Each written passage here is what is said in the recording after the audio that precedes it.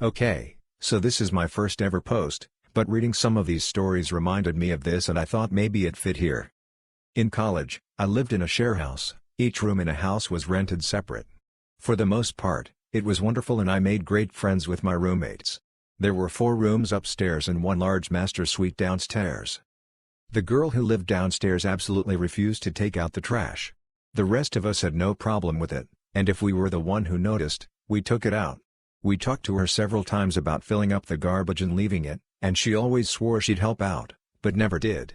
Somewhat related side note, in general, she was not fun to live with, although I wouldn't say she was absolutely terrible. Just very self-centered. Anyway, she graduated and was getting ready to move out, and so was going through things and tossing them out. One night, another roommate and I cleaned up the downstairs area, including taking the trash out, and went upstairs to hang. The next morning, we came down and the garbage was not only full, but had a separate bag and boxes stacked next to it. We were floored. Turns out, she had gone through her kitchen stuff, including food, and room, and didn't want to take the trash out. She was also still in bed, and had a habit of sleeping in. I was so livid that I methodically took every piece of trash out of both bags and the boxes and carefully piled them in front of her door. Her bedroom had French doors, and I made sure to completely block both. I even wrapped some around the handles for good measure. The pile was about 4 to 5 tall, and her doors opened inward, so when she woke up later that day and opened her door, the trash fell into her room, and the only way out would be to move or clean up the garbage. I told my other roommates that hopefully she'd get the message, and it appears that she did. For the remaining couple weeks she lived there, she didn't fill up the garbage. She also didn't speak to the rest of us, but, well, we counted that as a win. I'm a front-end manager at a fairly busy grocery store. Few cashiers came to me and said they don't feel comfortable with registers all open back-to-back because of how close they are, so we decided to just do every other register to help with social distancing. Not ideal but necessary given the circumstances. Because most orders are large orders, we said we didn't need an express lane, anyone that needed that could go to self-checkout. It was a busy day, line for checkout ended up near the back of the store, but it only looked bad because we have one person at a register at a time plus everyone is 6 feet apart. As I'm directing people to registers, a lady with a bag of apples comes up and tries to get in line. Of course I give the speech I've said 500 times already and I say the line is down there, you have to wait or go to self-checkout, which is much less of a wait. She replies, I have one item, where is your express line? Again, I explain, most orders are large, you're more than welcome to go to self-checkout and someone there can help you if you need it. She thinks she's so clever when she pulls the, well, wouldn't it be safer to get me and all the small orders out of the store faster? At this point I've already directed a few more people in line and I reply with, it would be safer, but the safest thing would be you not shopping at all because you need one thing. Don't come shopping for one thing unless it's an emergency. Stay home. She couldn't believe that I didn't care about her one-item sale that would have no effect on my paycheck whatsoever, and I'd rather most of these people not come shopping at all during this time. Hello, I rarely post here but this one has really ticked me off. Received a chargeback from a woman who stayed here 6 weeks ago. She stated in her chargeback dispute that the room was unclean and she did not receive good customer service. This woman checked in with her tales of woe. No place to live right now, my kids are with me and I'm almost out of money. She presented prepaid debit cards, which we do not take, and multiple debit cards that all declined. Finally she called someone and had them transfer her money. Unfortunately, the amount did not cover the deposit. As a courtesy we'll accepted a $50 cash deposit. Guest refused housekeeping for the 2 days she was here. When she was checking out and we went to check the room, it was in shambles. We did not attempt to collect the $50 deposit as we were just happy to see her go. She never once came to or called the front desk with her dissatisfaction. These people really make my blood boil. While apprenticing as a welder/industrial mechanic, I've fallen for a few tricks but not many. This one journeyman would always send me for the dumbest shoot, but I'd walk around the shop anyway because it was a good way to take a break. One time though he sent me for a skyhook no matter the cost. He said. And I believed him. Everyone laughed and laughed. Until I found a skyhook. It was about $2,000 deposit for the equipment to be delivered and came with an operator, and if you kept him longer then the price would go up or whatever. Sure thing, bring it in. I went back to the journeyman and told him the skyhook was outside. He went out and sure as shoot there was a massive flip-off crane with the word skyhook on the side. He never messed with me after that. I'm working at a restaurant where it's takeout only and it's curbside. I'm making $3 an hour, basically still serving people, only difference is we have masks on and you're in your car. Why can't people tip? On the phone for their sake I say, just to speed things up, and you don't have to sign anything. Would you like me to close it out for this amount, or would you like to leave a gratuity? And their responses vary from for what or no thank you or my favorite nah it's okay. People want to talk about sympathy. There are so many people out there, risking their safety and health to give you food, and you don't tip. I'm not even asking for 20%, I'm saying even $1. Enough cars pull in and out where if every car left $1 I'd be okay with that. But no. Even during times like these, people still want to be cheap and not appreciate their servers. And because my restaurant is technically open I can't collect unemployment. I just want people to realize that not tipping is affecting their servers' lives a lot. Just leave $1, maybe $2, and if you're feeling generous 20%. My contributions are: Brandon Lawson. It seems a lot of people don't realize that after the infamous 911 call Brandon made multiple other phone calls. This completely ruins the theory that something happened to him at the end of, during the 911 call. Speaking of the 911, I can't seem to find a source, so this could be false, but I have seen it mentioned that the call we hear is actually a recording of the 911 call, and the recording is what cuts short, not the actual 911 call. Jotliff Pass. I see a lot of people claim the tent was found intact and erect by the investigators. However, according to this photo, the tent appears to be covered in snow and partially caved in. There were also reports of a giant fireball in the sky, which is where the weapon testing theory comes from. FaceTime posting, and on mobile. So apologies for any issues. Cast, me, not explaining who this is. User, network user calling for help. Me, thank you for calling redacted. How may I assist you today? User, yes. When getting set up today my cat walked on my keyboard and hit the escape key. Now my laptop is asking for a recovery key. Me, okay. That's a new one. Me and the user laugh as I generate and read off the recovery password. Me, you are able to log in now. Was that everything you needed help with today? User, yes.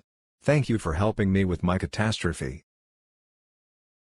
Hi, not sure if this counts. I've never had a paid retail job. Applied for a few but never got them. Eventually got basic office job, been there ever since. But I did used to volunteer in a charity shop. What worse than dealing with difficult customers? Dealing with them for free to help boost your CV. So every week we had this woman in her 80s come in and say the exact same thing. This is not a specific incident but pretty much summaries every encounter, and dialogue is not exact as it was years ago. Me is me. This Saul snobby old lady who seemed to think she was visiting a posh boutique. Emma's manager. So I'd be at the counter and up she doesn't me. Saul, is the manageress in please? Seriously manageress lady, where do you think this is? Me, no I'm sorry. How can I help you? Saul, I wanted to purchase these items. Me, okay no problem. Saul, I cannot pay for them all today, so hold these two for me. Me, I can hold them for one night only. After that we have to put them back on the floor. Saul, I will be back to collect them. Me, as I said we can hold them for one night. That's all we can do. A week passes. Saul, hello, I'm here to collect the items I reserved. Me, I'm sorry they have been sold. Saul, but you said you would hold them. Cue me trying in vain to very politely remind her of our discussion and past incidents. She then asks to speak to the manageress, so my manager, who yes is female, comes. Saul explains and I explain. Manager, oh I'm so sorry. We will try to be more careful. This happened every time. The manager knew I was right but kept pacifying this lady again and again. Still, it was the worst thing about the store. That and a rude assistant manager, so it could have been worse. Still, my sympathy to all retail workers who literally depend on the job. At least as a volunteer I was free to leave. Forensic genealogy solves another case. 15-year-old John Anthony Tony Muncie was last seen on October 15, 1983 in the evening hours at the York Plaza movie theater in Columbus. The very next day, his body was found on South Galena Road, Galena, Delaware County, Ohio. He had been brutally dismembered. The cause of death was multiple stab wounds in the back. Investigators believed he was killed in Columbus before being dumped in northern Delaware County.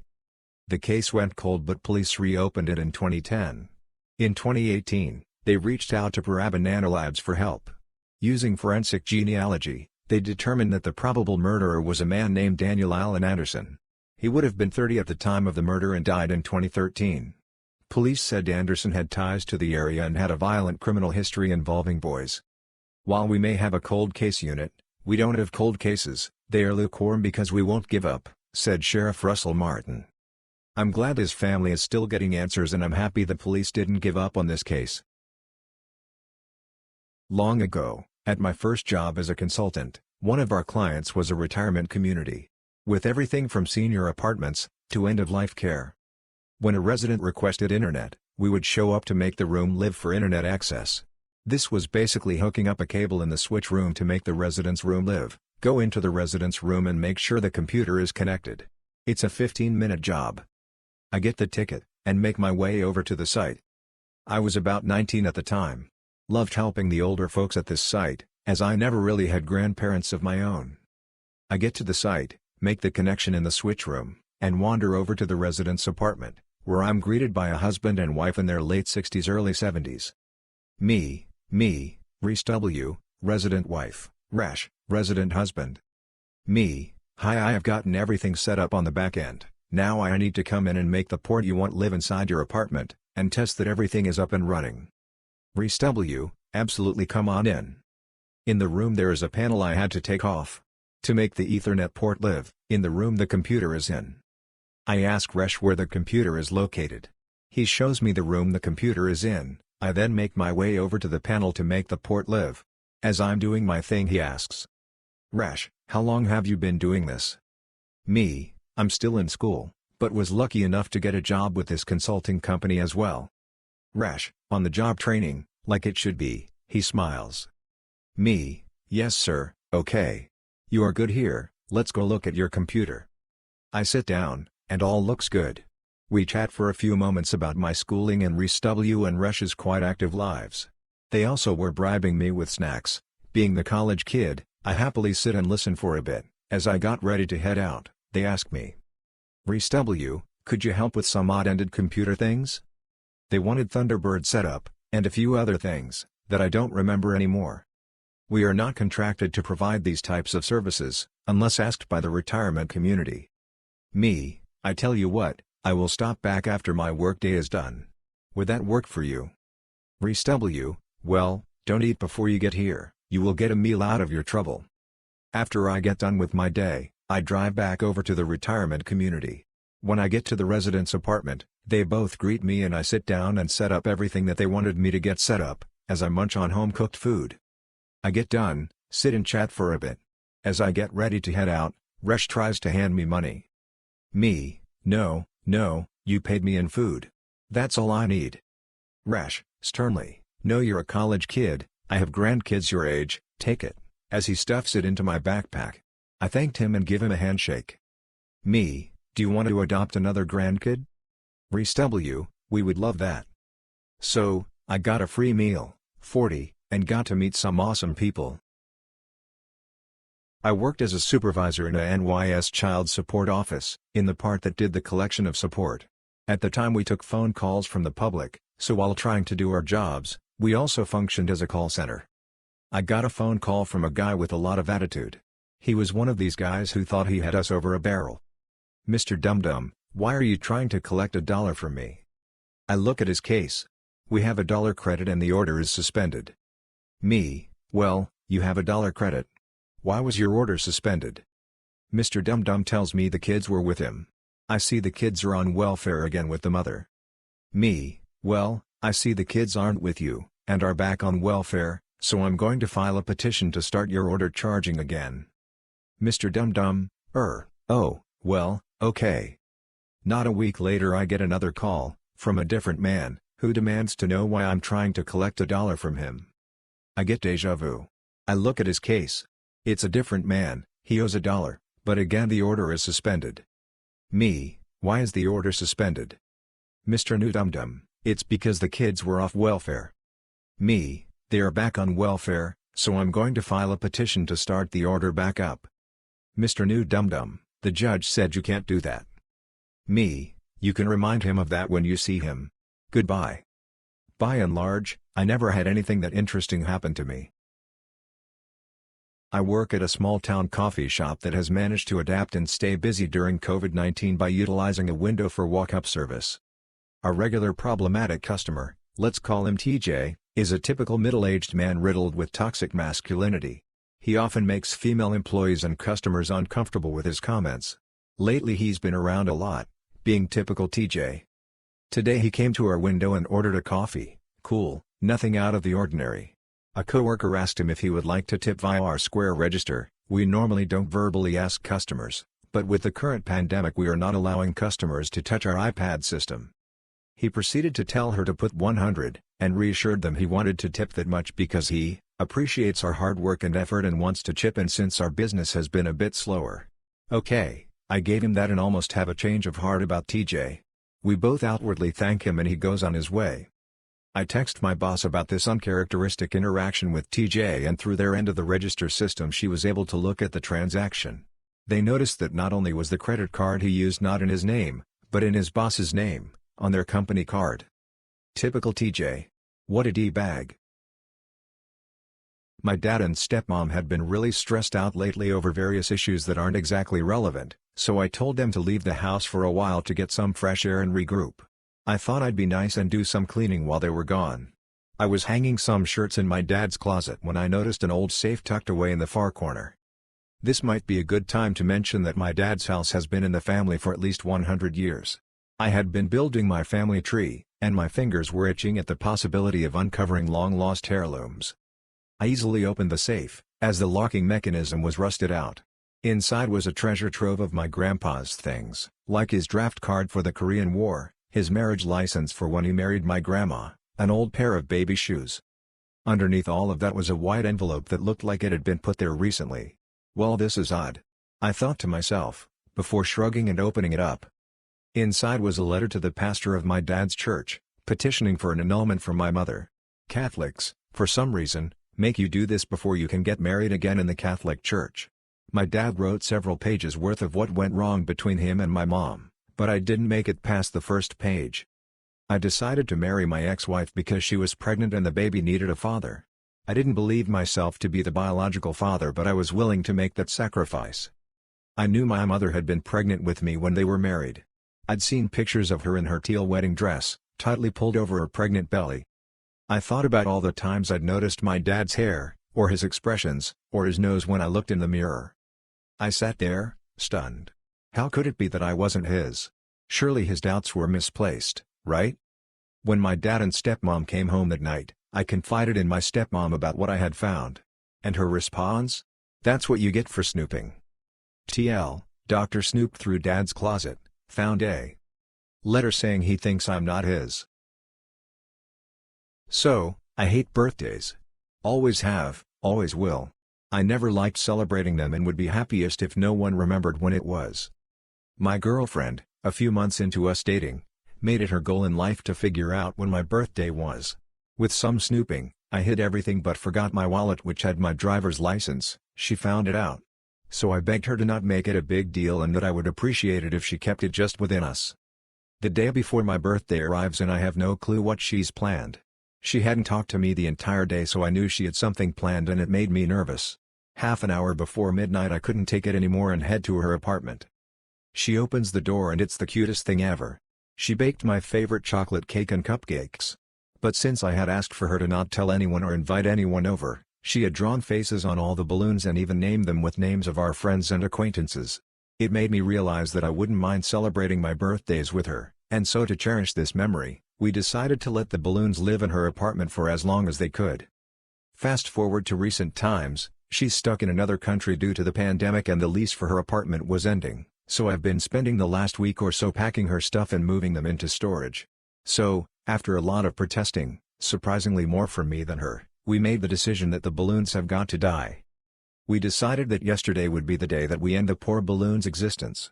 Since I had her on speaker and the phone was a little far away, I was a little loud when I announced that I was going to kill them one by one.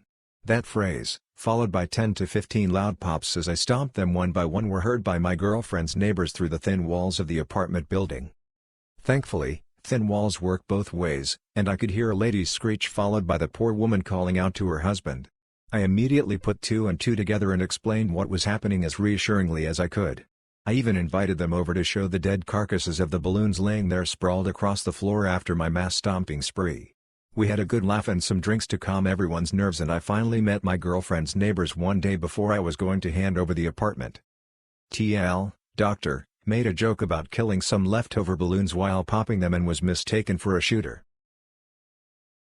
So, I'm doing some sim racing games, over the weekend and sipping some white wine. I leave my glass on the sofa arm which is right next to my gaming PC. As I'm waiting for an online race to start, I noticed my screen went to sleep. I moved the mouse to wake my PC up. Nothing. I look at my computer, there's wine on top of the desktop. The thing is, the top of my desktop is meshed to allow for better airflow. I immediately knew things were bad. I unplugged the computer and opened the side of the case. There's wine all over my 400 GPU. I remove the GPU, dry it out and clean it with alcohol. The rest of the components apparently didn't suffer. After 2 days of drying, the PC will not start when I put the GPU back in. Without the GPU, it does start and then complains there's no GPU. So, hopefully the rest of the components survived, but the GPU looks toast. My renter's insurance has a $1,000 deductible, so I'll have to eat this loss. In the end, it's my fault for keeping a desktop with mesh top next to a couch where I occasionally leave drinks. A 400 lesson I'll never forget. TLDR, spilled wine inside my gaming PC and destroyed a 400 graphics card. First time posting, currently a EMS dispatcher for a private ambulance company for 3 years now. We take some calls, however, they're usually seizures, psych, and falls. This one? Probably should have been psych, but unfortunately she wasn't the patient. This call happened in my first year, while I was pretty fresh and didn't understand the power of controlling a call. And #X200B. Me, okay, tell me exactly what happened. CLR, yeah, my mom fell in the other room, you know we have her locked in there right now, but yeah she fell and I think she may have hit her head. Me, okay, are you with her now? CLR, well, you see, she has dementia, and we live in a new home, so she is locked in there. You see, we can't have her wandering because of the bears that are around here. Me, have you gone to check on her yet? CLR, no, I can't unlock her door because she will get out and the bears will get her. Me, can you please go check on the patient? CLR, yeah, I think she might have hit her head, it sounded like she hit the end table, that's what woke me up, but even our big dog, insert large dog brand, is afraid to go outside because there are bears here at this new house. Please send the ambulance but make sure they get in and out quick because the bears will get them. Rinse and repeat for literally every one of the 10 questions involved with a fall. I was essentially working with a third-party caller as she flat out refused to unlock her mother from the room until the EMS got there, let alone even go look at her. And #X200B. I kid you not, I heard way more about these bears than I ever got out of her regarding her fallen mother. While I may have wanted to bash my head into the desk repeatedly asking her the questions, now I can have a good belly laugh over it. From what I do remember though, Mom was transported alright, and no EMTs were mauled by the darn bears. Hi guys. Long time creeper, through this and other accounts. First time poster. On mobile. Awful when typing on my phone. Anyway. I worked as a photographer in the postpartum unit at a couple local hospitals, taking photos of newborns. Due to COVID-19, the company opted to terminate most of us so we could file for unemployment. Letter we received made it clear they were willing to rehire us. In addition, they sent out a follow-up email with clarifications, including a bit about letting us know when rehire opportunities would be available. 2 days ago I received an email asking for my availability for May since my state is starting to open up. They didn't rehire me, never even let me know that they were giving people the option and already expected me to give them my schedule. Told them in a polite way they never let me know that rehire opportunities were available and that as far as I am aware, I'm not employed with them so I better be taken off the list of emails sent to employees and I have no plans to return. For some reason I feel like they didn't actually fire me. It was hourly or commission, whichever paid more. But I have received money from them still since I was fired. Theoretically, if I was fired, I shouldn't be receiving any money, even if it is commission. Either way, I don't work there. Got school, a puppy, and freelance to worry about now, waving hand. I'll keep the introduction short. My college buddy Lou moved in with me 2 years ago. He got a job in my city and his living arrangements fell through. My roommate moved out unexpectedly, so it worked out and he moved in. From day one he's been a slob. I didn't expect this. He seemed like the kind of guy to run a tight ship, but not at all. I'm not a clean freak, but I like the place neat. I've tried everything, every possible angle to get him to keep the common areas clean, but no luck. Even his messy room is affecting me, with him losing our shared belongings in his neckbeard nest constantly. He's got this terrible habit of getting our messes mixed up, claiming that he was going to clean up his mess, but thought it might be mine so he didn't want to clean until he was sure. When I tell him these messes are his, he debates me on it. This week though, I think I finally got it figured out. I've been keeping the place extra clean lately due to quarantine, and Lou has been clean too. For the most part. As soon as I leave a dish in the sink to soak for longer than a couple hours, it's like I look away 1 second and the next the place is a disaster.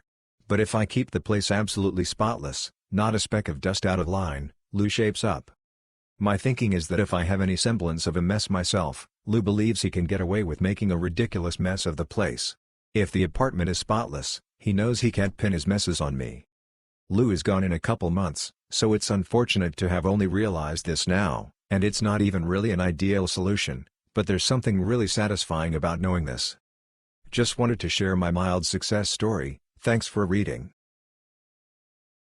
We're having a thunderstorm. Lightning is crackling across the dark sky. It's oppressively muggy and feels warm despite being around 60 degrees out. It's been storming since I fell asleep a few hours ago. I have been here at work for less than an hour and the police have made 3 trips around complex and that seems a bad omen. The first one drove slowly past the check-in area, and the most recent one I saw speed past a bit fast for the parking lot. There haven't been any calls internally or externally, but I can't help but feel like something is up. The atmosphere would be perfect for the intro of a horror movie. Probably one that features horrible things flying in on a storm. I really should walk around but it's raining pretty solid out there and I don't really want to. Have a suspicion what room it might be, because one room has a note that says crackheads, do not extend. Dang day shift. Or maybe it's nothing. I'm the type of person that thinks of the perfect comeback. Much later on. My aunt, however, has a quick wit. A while back she was balancing her checkbook and noticed the bank had made an error. It was only 0.01 error but she is a very organized person that keeps everything in proper order. The next time she needed to go to the bank she brought it to the teller's attention in hopes of preventing bigger errors. She finished her transaction and told the woman about the mistake. The teller got all snobby with her and rolled her eyes at my aunt. She then opened her cash drawer, slapped a penny on the counter and then slid it with one finger at my aunt. Without missing a beat my aunt put her finger on the penny and slid it back to the teller and said, "Deposit that in my account." The teller had to fill out a deposit slip and do a whole other transaction for 1 penny. She seemed quite annoyed by it, too. It seemed the fitting pretty revenge for the crime. Short one for you. Me. STML, user with short-term memory loss. And hashtag X200B. Monday, I go into office to address a couple of WFH monitor requests. Asset tag the monitors and bundle them with appropriate cabling for the laptops that the user has in place at front desk. Send an email to all users. Your monitor is ready for pickup. Closure notes for each ticket show, monitor and appropriate cabling left at front desk for user to retrieve at their convenience. And hashtag X200B. Tuesday. Email response to my notification. STML, does mine have a VGA cable with it? Me, yes. STML, additional email, where do I pick up? Me, front lobby desk. And hashtag X200B. Wednesday. STML submits a ticket, what's the status of my monitor request that was closed? Other tech, doesn't look at ticket notes, just original person ticket was assigned to en routes to their queue. Me, sees the ticket. WTF? Dear STML. Your ticket was closed advising you that your monitor is ready for pickup at the front lobby desk with all the requested cables. Additionally, you received an email from me notifying you of this and you responded to it twice asking where to pick it up and if it had the requested cables. Both of which I responded to and told you. Is there something else you need clarification on? /me. And hashtag X200B. TLDR, here's your monitor. What monitor? This monitor. That monitor? Yes, this monitor. Where should I pick it up? Just take it out of my hands. How have you survived this long? So today was my first day back to work, and I haven't been to work in about 2+ months. Due to corona I've been in sweatpants and buns almost every day and no makeup. I got called into work and due to corona it is mandatory to wear face mask. Me being me thought it would be okay to not do my makeup because the mask covers half my face and thought it would be okay with no makeup and tell me why. When I went to eat lunch the manager comes up to ask me a question about a sale and he has the audacity to say you look ugly without makeup. I don't know if he was playing around or not and I just laughed it off but I can't stop thinking about it. Good thing I only have 30 minutes left before my shift is over for today.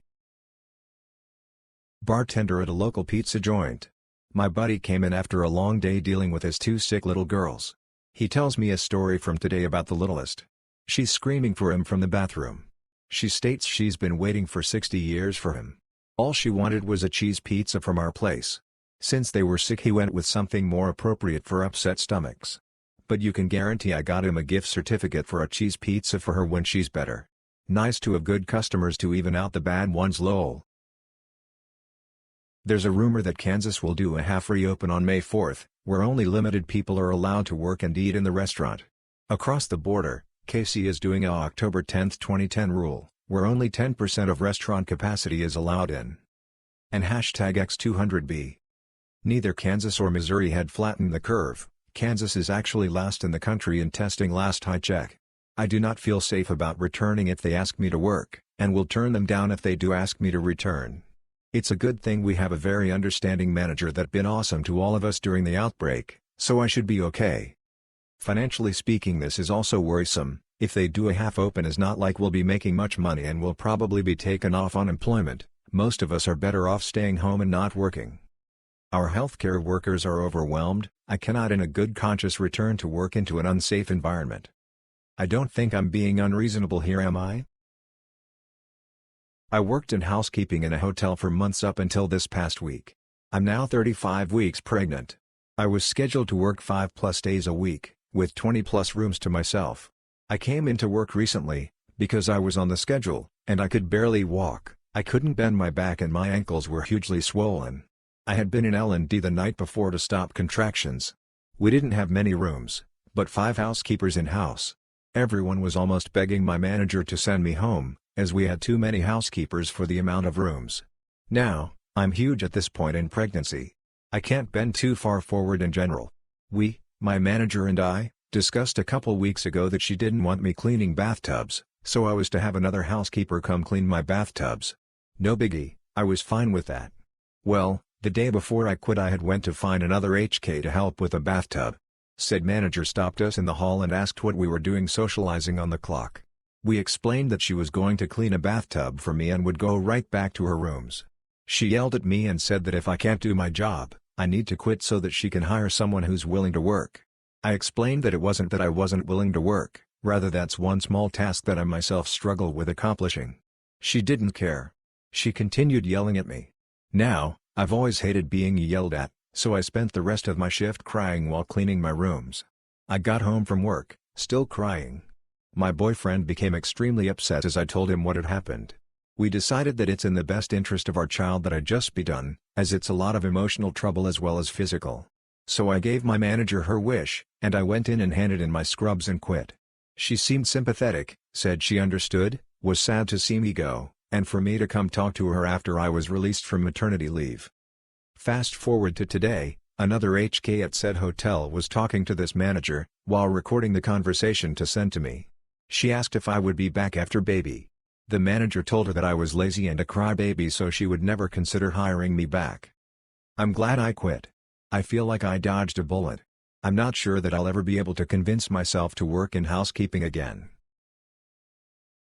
This happened 2 nights ago.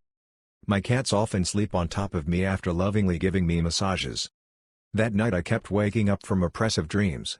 Demons, heavy feeling in my dreams and room when I woke up. Cats were still hanging around me even with all my squirming. So the last bad dream I had that night was that there was a demon grabbing onto my hip, trying to pull me around and frighten me. I was freaked out at first but then suddenly got really annoyed and mad about the repeated attacks all night long, and turned around to whack it really hard, saying, "Alright, leave me alone." And I woke up whacking my poor cat really hard on the back. She jumped and ran away and I was like, "Babes. I'm so sorry. Come back." And then like a jackass, crashed right back out. But the rest of the night I kept waking up feeling really bad about what I'd done. Poor thing must have thought I was abusing her for no reason. She stayed away from me the rest of the night and the next day right up until the evening. I gave her extra treats. And when she did finally start sitting with me again, I gave her lots of hugs and kisses.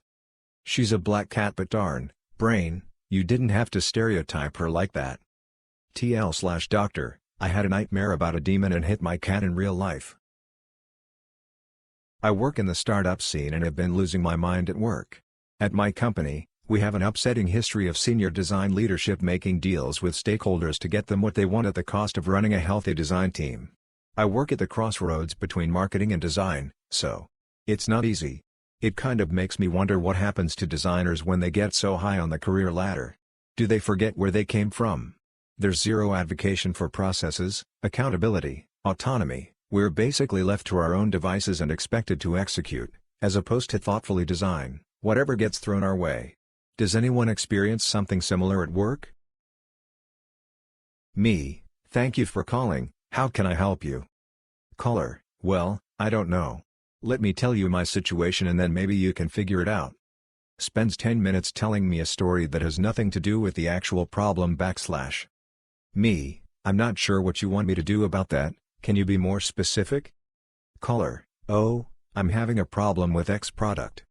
Explains the problem in 45 seconds / Me, okay, let's see what we can do. Me, internally screaming, why didn't you just say so in the first place? I am 14. I am a certified referee in my state. I know the rules as I've played by them my whole life along with taking the officiating classes. At our park district, no headers for ages below 11. But in U12, it is up to the referee's discretion. So if it's a small tap it's okay. That is exactly what happens. So the coach behind me screams at the top of his lungs there are no headers in U12 5 to 16 times. I ignore him. Though I could eject him. It was last game of the season and I didn't care. After a bit of yelling, he says fine, go duck yourself then, which I turn and tell at him for saying in front of U11 kids. I wish I sent him away or ended the match. Sadly I didn't do much and my partner is a longtime referee, officiated my matches as I grew up, and he is deaf. So he has no idea what happened. The person who runs Park District in my area has been informed and is taking action. So this isn't a single encounter but rather a place where a lot of stuff has happened, asking most people who spend any amount of time around this place and they will have a weird story. These are just some of them. If you want to hear more I can ask some of my family and friends for some. I live in Spokane in Washington, USA but grew up in Cheney, a nearby town, and there is a lake outside of the town where there have been a ton of disappearances of people on the lake. Tons of stories from the local natives from the first civilizations of people going out onto the lake with others and turning one way then turning back and people would just disappear. No disturbances in the water, no splashes, nothing. My great uncle would tell me stories about this place growing up, about some of his cousins going out on a boat to party on the lake and then just poof. Also there was a hotel on the south side of the lake which apparently fell into the water and not all of the bodies were found. Not the weirdest thing that's happened but the most well known. As well, when I was younger I remember a friend of my dad and his son went out on a boat on the lake and then disappeared, sparking a giant search across the lake like with pro divers and a bunch of people out on the lake searching. They did quickly find their boat perfectly intact but no sign of the missing people. It took a few months but eventually found the two bodies deep underwater just about 2 feet apart. This is more of a creepy memory from my childhood of people running into the trouble on the lake. Finally, I have spent most of my life around the lake and have seen some weird things happening around there, like single waves on the lake going the opposite direction of the wind or other waves. Trees seemingly moving when not being watched, people and animals disappearing all the time, like I remember seeing a guy on opening day of hunting season in plain clothing, like no camo or hunter orange, which is weird for that place at that time of the year. My dad and tried to go up to him to speak to him and puff, he was gone. And it wasn't in a place where he could easily hide at all, more like we looked away for a moment and then he was gone. Now as an adult I have done more research into the area, finding out how weird it really is, but it's far less known than nearly anything else in the area, and I believe it is because of the tight-knit families that own nearly all the land around the lake and even the lake itself. On top of this, a few of my friends have told me that the lake lands on a ley line which they says explains some of the weird things that have been happening. I'm going to start doing some of my own investigations myself in the summer, as that seems to be when most of this stuff happens. Okay, hi. This story happened about a week ago. So I have a very bad habit of procrastinating. I'm known at school for basically never doing my homework in certain lessons. Not because I can't do them, my grades are all pretty good, but because I'm really lazy. I also never had an actual injury. Now because of the lockdown we have online classes that make us send in our homework till a specific date. I made most of my homework the day we got them, but always kept searching for excuses to not do my math homework. Last Friday I decided that now was the time to finally do my math homework. I got up from my table to search for my book in my room, which is upstairs. My house is very old and pretty crooked. The floor is a bit tilted to the right, which causes me to trip sometimes. Only one step away from my book my kneecap popped out of its place and I fell to the ground, screaming my lungs out. I was home alone that day and stuck upstairs. The pain I experienced was too much for me. I felt how I slowly started to pass out, but my body knew that passing out wasn't the best option in this situation. So what did I do? I started to sing. Well, scream? A mix between those two. Usually singing is what calms me down, and somehow I actually didn't pass out. I was able to slowly stretch out my leg, trying to reach my phone. My kneecap popped back into its original place and most of the pain was gone. That never happened to me before. I got my phone and frantically called my mom to come home. We went to the hospital and got it checked up. No broken bones, but I'm not allowed to walk, bend my knee or put any pressure on it. Yesterday I got an MRI and turns out I tore a ligament and probably need surgery. We'll talk about it in detail with the doctor on Monday. TL, doctor, seriously injured my knee while trying to get my math book, which was located 4 steps away from me, probably need surgery to fix it. When I was 17 I used to deliver for a well-known pizza place in the area. Of course Fridays were always insane and this Friday was supposedly going to be the biggest. Halfway through the night I got it delivered to a home for a specialty pie with 5 toppings. The bill came out to $35. Pizza was deep dish when given toppings, so the price was always jacked up, and was hopping for another good tip to bring my night to about $50. As I'm walking up to the door I can hear them trying to shush their dog. Usually whenever this were to happen it was common courtesy for the customer to come outside to avoid any issues with their dog. Well, they open the door and their 100-pound husky comes bolting out, jumps, bites my arm and then attacks the pizza. Luckily I was okay and very disoriented from the whole situation and wasn't sure what to do since the pizza was all over their front steps. They freaked out and continuously apologized. They informed me that they would call the store and order a new pie and pay for both and tip me extra. However, they sent me on my way without ever paying me. My 17-year-old mind was still messed up from getting attacked by their dog. Getting back to the store I find out they never called and we couldn't find their phone number to contact them. Got bit by their dog and ended up not making anything after it all. I was reading some comments on another post about customers bending realities to suit them, and then this happened to me today. And #X200B. I work at a spa with a large retail store that, due to COVID, is now closed except for online product orders where you can choose contactless pickup or delivery. I am the sole employee in the building. It's like Home Alone but with a paycheck. And #X200B. Until our website shop gets up and running, customers have been emailing in orders. I get their order form, I check inventory, put together their order, email them a total, then their stuff goes into one of 3 boxes, payment pending, pickup or delivery. Rinse and repeat 4 days a week. A well-oiled machine. The machine is me and the fuel is tea. And #X200B. This one customer sends us an angry email this morning stating she had emailed us over a week ago and would appreciate a response if we wanted her business now and when we reopen. Now I know this client. She has been a regular for years. She sent us 3 separate emails because she changed her mind about what she wanted. I specifically remember calling and leaving her a message on her voicemail, which was absolutely her machine because she clearly stated her name in her own voice on the machine, about her order because we didn't have most of it in stock and, due to that particular company's shutdowns, didn't know when we would get more in and offered her alternatives. I also checked the redial list and sure enough, it shows her phone number Tuesday morning about a half an hour after I got there. And #X200B. Now I know days are kinda blending together, but I knew that wasn't from early last week. I checked her first email to us, it was Saturday night late in the evening. Even if I hadn't contacted her whatsoever until today, that means /4.5 days.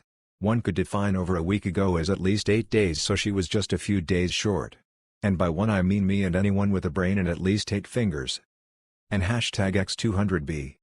I forwarded her original email back with the date and time sent highlighted, apologized for the confusion, which is emailese for I'm sorry you're an idiot, and told her I had called Tuesday because I know as sure as God's got sandals that this would have turned into an email chain spanning 3 to 5 business days instead of a nice 45 seconds phone call. It would be more personal to call her with alternative options due to limited stock, then asked her to let me know how she would like to proceed with her order. And hashtag X200B. She emailed back saying she would purchase online elsewhere since we were out of stock. No mention of the voicemail I left her. And hashtag X200B. Sips D angrily.